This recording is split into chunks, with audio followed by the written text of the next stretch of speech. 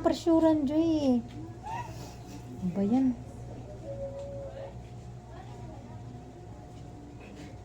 Mababa na ba yun? Wala pa ngang 2 eh. Kahit 3 nga, pwede. Sipin mo na lang si Yuan. Anhin naman natin yung sobra. Gandang-gandang grades na yan eh. Okay na yan. Lahat na? Ilan lumabas na? 3.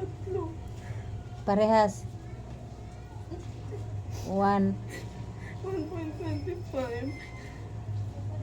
Okay na. Ano ba yung problema sa 1.25? Okay na yun ah. Tapos 1.50. Yung 1.75 na. 86. Kasi inaano mo kasi masyadong sarili mo, Joy. Hindi naman kailangan ano. Saktuan lang kasi. Pasado. Sobra-sobra na nga yan eh.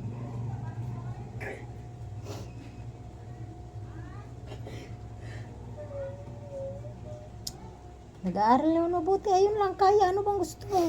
Kailangan perfect.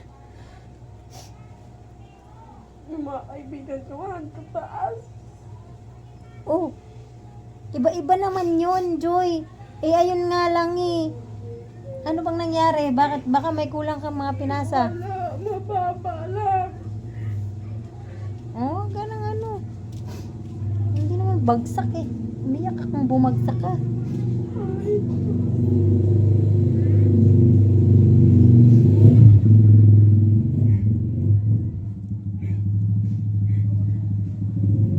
Kaya ka pala matamlay. Jesus.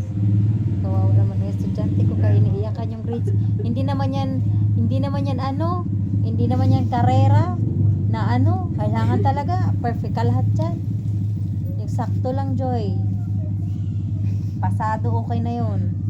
Hindi ka lang babagsak dyan sa course mo na yan.